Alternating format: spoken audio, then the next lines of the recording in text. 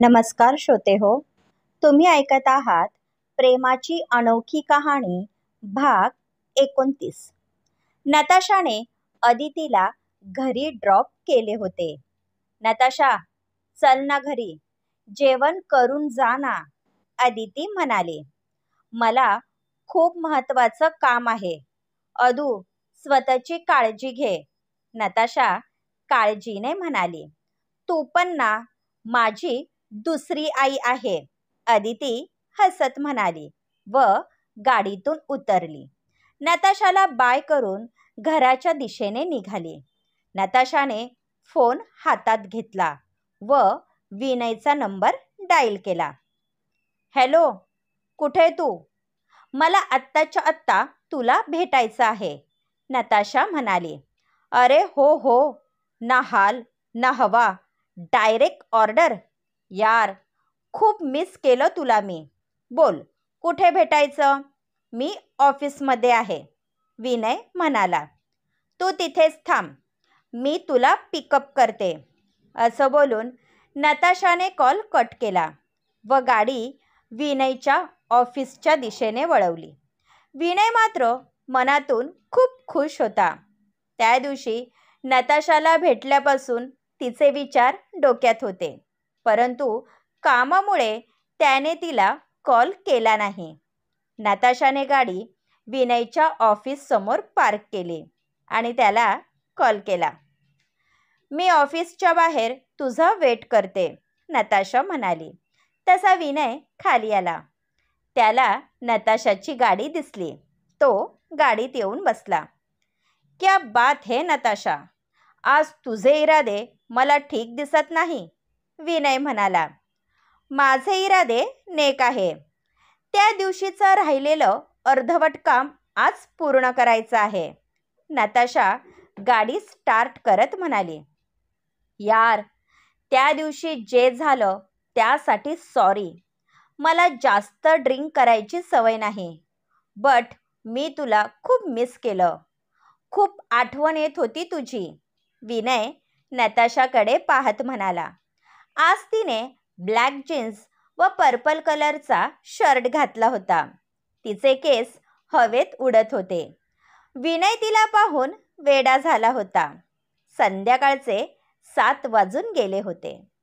नताशाने गाडी एका बीच जवळ थांबवली. तिथे लोकांची गर्दी नव्हती. नुकताच अंधार पडत होता. समुद्राच्या लाटा संथ गतीने वाहत होत्या. ही मला इथे का घेऊन आली? हिच्या मनात नक्की काय आहे? ही मला प्रपोज तर करणार नाही ना? तसं असेल तर मी आजच आईसोबत बोलतो आणि मेहता सरांकडे लग्नाची मागणी घालायला जातो. आई किती खुश होईल. विनय मनामध्ये नताशासोबत लग्नाची स्वप्न रंगवत होता. ए विनय, उतर आता, का इथेच बसायचं आहे, नताशा म्हणाली. तसा तो भानावर आला. दोघे खाली उतरले व थोड्या अंतरावर जाऊन थांबले. मला तुला काहीतरी विचारायचं आहे, नताशा म्हणाली. मला माहीत आहे तू काय बोलणार आहे ते. माझी या सर्वांना संमती आहे. मी आजच आईसोबत बोलतो. वाटलंच तर आईला घेऊन मेहता सरांकडे जातो. सर मला कधीच नाही म्हणणार नाही, विनय थोडा लाजत म्हणाला. हे देवा, तुझं काही होणार नाही. माझं आधी ऐकून तर घे. मी तुला इथं प्रपोज करायला बोलावलं नाही, पागल, नताशा म्हणाली. काय म्हणजे? तुला मी आवडत नाही? प्लीज यार, माझा हार्ट ब्रेक करू नको, विनय म्हणाला. झालं तुझं. आता मी जे बोलते ते नीट ऐक. तो त्या दिवशी अदितीला भाभी का बोलला होता, नताशाने विचारलं. अदिती? कोण अदिती? मी ओळखत नाही, विनय म्हणाला. हे बघ विनय, मी खूप सिरियस आहे. अदिती माझी बेस्ट फ्रेंड आहे. तुझा तो फ्रेंड विक्रम राठोड, त्याला बोल जे चालवलं आहे ना ते थांबव. अदितीला फसवण्याचा विचार ही करू नको. नताशा म्हणाली. वेट नताशा, तू खूप बोललीस. विक्रम असा तसा मुलगा नाही, हे तुलाही माहीत आहे. तो अदितीला लाईक करतो, अगदी मनापासून. माझ्या फ्रेंडवर पूर्ण विश्वास आहे, विनय म्हणाला. What? Are you mad? Aditi त्याच्या टाईपची मुलगी नाही विनय. ती खूप इनोसंट आहे. काहीही करून हे थांबायला हवं. अदिती कधीच विक्रमची होणार नाही. ती कधीच त्याला ॲक्सेप्ट करणार नाही, नताशा म्हणाली. विक्रम या रिलेशनबद्दल खूप सिरियस आहे. फक्त तोच नाही, तर त्याच्या माननाही अदितीला पसंत केलं आहे. आणि मी विक्रमला चांगला ओळखतो. तो अदितीला काहीही करून मिळवणार. किती केलं तरी तो राठोड आहे. आणि राठोड कोणत्या थराला जाऊ शकतात हे मी सांगायची गरज नाही, विनय म्हणाला. तशी नताशा सुन्न झाली. तिचे डोळे पाणवले होते. Please Vinay, help me. मला अदितीची खूप काळजी वाटत आहे, नताशा म्हणाली. रिलॅक्स नताशा, तू इतकं टेन्शन का घेत आहे? विक्रम तिला खूप सुखी ठेवेल, आय प्रॉमिस यू, विनय नताशाच्या खांद्यावर हात ठेवत म्हणाला. नाही विनय, अदितीचं सुख पैशामध्ये नाही. विक्रम तिच्यावर प्रेम करत असेल, परंतु अदिती कधीही त्याचा स्वीकार करणार नाही. आणि या सर्वांमध्ये त्रास फक्त अदितीला सहन करावा लागेल, नताशा रडत म्हणाली व विनयला मिठी मारली. स्टॉप नताशा, मी माझ्या परीने जमेल त्या प्रयत्न करेल, पण यातून काही मार्ग निघेल असं मला वाटत नाही. तरीही तुला काहीही मदत हवी असेल तर मला सांग. मी नेहमी तुझ्या सोबत असेल, विनय तिला मिठीत घेत म्हणाला. खूप वेळ दोघे एकमेकांच्या मिठीत होते. नताशाला माहीत होतं अदितीचं अजिंक्यवर प्रेम आहे. आणि हे विक्रमला समजलं तर अजिंक्यला त्रास होईल. अदिती ही अजिंक्यशिवाय नाही राहू शकणार. आता काहीही करून लवकरात लवकर अदिती आणि अजिंक्यला एकत्र आणायचं व त्यांना इथून दूर कुठेतरी पाठवून द्यायचं, नताशाने मनोमन निश्चय केला. विनय, तू खरंच मला हेल्प करणार ना? नताशाने विचारलं. हो, तुझ्यासाठी मी वाटेल ते करेल. फक्त हे सर्व आपल्या दोघांमध्ये राहील. आपल्यामध्ये जे बोलणं झालं ते कोणालाही कळता कामा नये, अदितीलाही नाही. चल आता डोळे पुस, आपण आधी डिनर घेऊ. विनयने नताशाचे डोळे पुसले व दोघेही जाण्यासाठी निघाले. अदितीचं दुसऱ्या कोणावर प्रेम आहे? माझ्यापासून लपवू नकोस, विनयने विचारलं. आता नाही विनय, वेळ आली की सांगेल मी, नताशा म्हणाली व गाडीत बसली. विनय पण तिच्या शेजारी बसला. तो नताशाला म्हणाला की तो तिची मदत करेल, परंतु त्याला विक्रमचा स्वभाव माहीत होता. विक्रमला जे हवं असतं ते तो काहीही करून मिळवतो. मग त्यासाठी तो काहीही करायला तयार असतो. अदिती फक्त त्याची होणार, हे विधिलिखित होतं. परंतु आता हे नताशाला बोलून काही उपयोग नाही. आधीच ती अपसेट होती. विनयचं विचारचक्र सुरू होतं. विक्रम रात्री खुशीतच घरी आला. त्याने बॅग टीपॉयवर ठेवली व सोफ्यावर बसला. मा, एक कप कॉफी मिळेल, विक्रम म्हणाला. आणि मा कॉफी बनवण्यासाठी आत गेल्या. विक्रम शांत डोळे मिटून बसला होता. आज अचानक अदितीची भेट झाली म्हणून तो खूप खुश होता. शालिनी खाली आली तशी तिची नजर टीपॉयवरील बॅगवरती गेली. तिने बॅग ओपन करून पाहिले. आतमध्ये ब्लॅक कलरचा शर्ट होता. तिला अजिंक्यची आठवण झाली. परवा त्याचा बर्थडे आहे. हा शर्ट त्याला खूप मस्त वाटेल. तिने मनात विचार केला. विक्रम, तुमची कॉफी. माने कॉफीचा कप विक्रमच्या समोर धरला. थँक्स मा, विक्रम म्हणाला व कॉफीचा कप घेऊन कॉफी पिऊ लागला. खूप सुंदर शर्ट आहे भाई. मी हे शर्ट घेऊ प्लीज, नताशा म्हणाली. तू केव्हापासून मुलांचे शर्ट वापरायला लागली? विक्रमने विचारलं. माझ्यासाठी नाही, परवा एका फ्रेंडचा बर्थडे आहे, त्याच्यासाठी हवा आहे. मला हा शर्ट खूप आवडला, मी घेते, शालिनी म्हणाली. विचारही करू नको, आधी तो शर्ट खाली ठेव, विक्रम म्हणाला.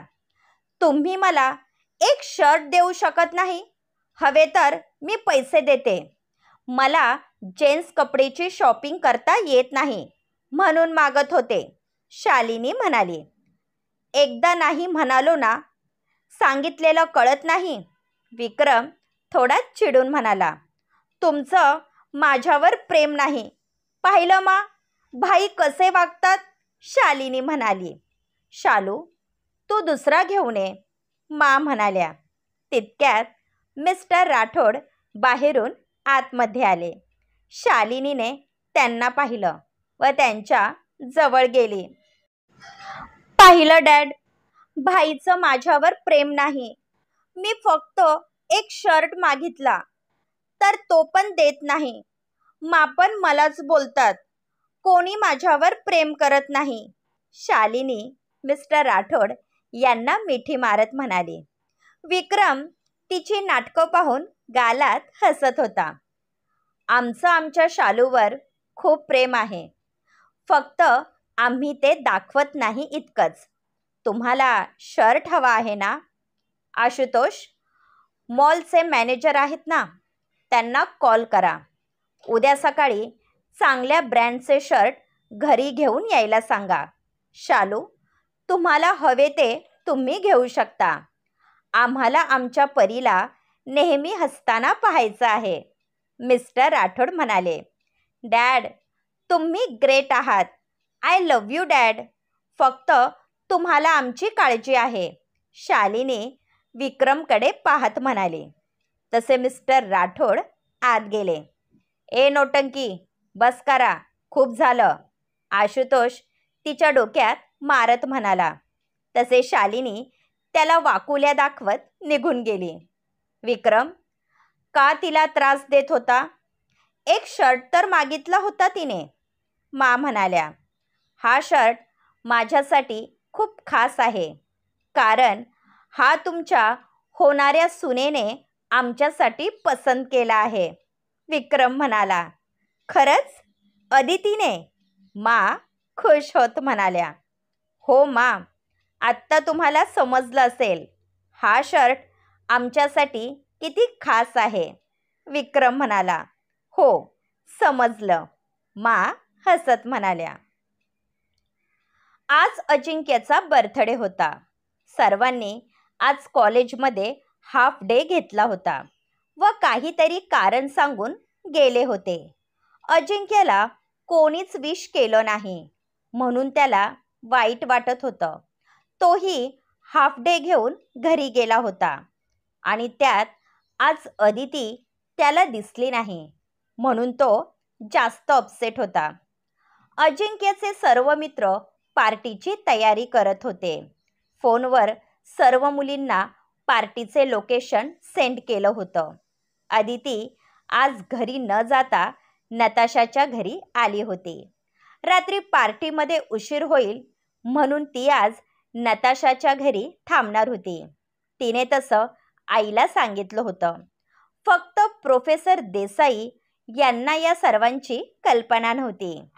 आई त्यांना बोलली होती आज ती नताशाच्या घरी राहणार आहे. संध्याकाळ होत आली होती तरी कोणीच अजिंक्यला विश केलं नाही म्हणून त्याला खूप वाईट वाटत होतं. आजचा दिवस त्याला अदितीसोबत स्पेंड करायचा होता. त्याला वाटलं होतं की अदितीला त्याच्या वाढदिवसाची कल्पना नाही, म्हणून त्याने तिला कॉलही केला होता, परंतु तिने एकही कॉल रिसीव केला नाही. अजिंक्य एकटाच विचार करत होता. तितक्यात त्याचा कॉल आला. हॅलो, अजिंक्य म्हणाला. अजिंक्य, ते आम्ही इथे मित्रांसोबत पार्टी करायला आलो होतो आणि रमेशची आणि एका मुलाची भांडण झाली. त्याला खूप लागलं आहे. प्लीज लवकर ये, मला काही सुचत नाही, मॉन्टी रडत म्हणाला. तुम्ही कुठे आहात? मी लगेच निघतो. अजिंक्य उठला व बाहेर निघाला. मी तुला ॲड्रेस सेंड करतो. मला खूप भीती वाटत आहे. लवकर ये, मॉन्टी म्हणाला व कॉल कट केला. अजिंक्यने मेसेजवरील ॲड्रेस पाहिला आणि बाईकला किक मारली. इथे प्लॅन सक्सेसफुल झाला म्हणून सगळे खुश होते. त्यांनी अजिंक्यच्या बर्थडेसाठी एका बीचवर फार्म हाऊस रेंटने घेतला होता. बर्थडेची सर्व तयारी झाली होती. सगळे आधीच जमा झाले होते. आता फक्त अजिंक्य यायचा बाकी होता. अजिंक्यची गाडी फार्म हाऊसच्या जवळ आली. त्याने गाडी पार्क केली व आत जाण्यासाठी निघाला. सगळीकडे अंधार होता. अजिंक्य गेटच्या आत आला व आवाज द्यायला सुरुवात केली. मॉन्टी, मॉन्टी, रमेश, कुठे तुम्ही? अजिंक्य आवाज देत होता, परंतु त्याला काहीच रिस्पॉन्स मिळाला नाही. आता तो खूप घाबरला होता. त्याला रमेशची काळजी वाटत होती. रमेशला काही झालं तर नसेल ना? त्याने कॉल करण्यासाठी फोन हातात घेतला आणि तितक्यात लाईट चालू झाली. त्याच्या अंगावर फुलांच्या पाकळ्यांचा वर्षाव झाला. सगळ्यांनी एक सुरात बोलायला सुरुवात केली. Happy birthday to you dear Ajinkya, happy birthday. सगळे अजिंक्यच्या भोवती जमा झाले व त्याला विश करू लागले. हॅपी बर्थडे मेरी जान. रमेश त्याला मिठी मारत म्हणाला. मला वाटलं होतं तुम्ही माझा वाढदिवस विसरलात, अजिंक्य भाऊक होत म्हणाला. आम्ही एक वेळ स्वतःचा वाढदिवस विसरू, परंतु आमच्या लीडरचा नाही. हे तुझं लास्ट इयर आहे, म्हणून आम्हाला काहीतरी स्पेशल करायचं होतं, नताशा म्हणाली. हॅपी बर्थडे अजिंक्य. शालिनीने हात पुढे केला. Thank you so much. आजचा दिवस मी कधीच विसरणार नाही, अजिंक्य म्हणाला. परंतु त्याची नजर कोणाला तरी शोधत होती. तिथे सर्व होते, परंतु अजिंक्य जिच्यासाठी आतुर झाला होता ती त्याला दिसली नव्हती. काय झालं अजिंक्य? कोणाला शोधत आहे? नताशाने विचारलं. कोणाला नाही. ते अदिती आली नाही? अजिंक्यने विचारलं. तुला प्रोफेसर देसाई माहीत आहे ना? खूप रिक्वेस्ट केली मी, परंतु नाहीच बोलले. बिचारी अदू. तुझ्या वाढदिवसाला येण्याची तिची खूप इच्छा होती, नताशा म्हणाली. तसा अजिंक्यचा चेहरा पडला. चला रे, आधी केक कट करूयात. आपल्याला पार्टी पण एन्जॉय करायची आहे, समीर म्हणाला. तसे सर्वजण टेबल जवळ गेले. मुलांनी गार्डन खूप छान सजवलं होतं. समुद्राच्या लाटांचा आवाज, रंगीबेरंगी लाईटची रोषणाई, जेवणाचे बुफे, अगदी जय्यत तयारी केली होती. शालिनीने कॅन्डल पेटवली. अजिंक्य जसा कॅन्डल विझवण्यासाठी वाकला, त्याची नजर समोर गेली. समोर अदिती उभी होती. डार्क गुलाबी कलरचा अनारकली, त्यावर व्हाईट कलरची गुलाबी फुलांची पातळ ओढणी, मोकळे केस, डोळ्यात काजळ, डायमंडची छोटी टिकली, हलकी गुलाबी लिपस्टिक, कानात नाजूक गोल्डन झुमके, हातात मॅचिंग बांगड्या. अजिंक्य कितीतरी वेळ तिलाच पाहत होता. त्याच्या अशा पाहण्याने अदितीने नजर खाली झुकवली. क्रमश पुढील पार्ट ऐकण्यासाठी चॅनलला सबस्क्राईब करा धन्यवाद.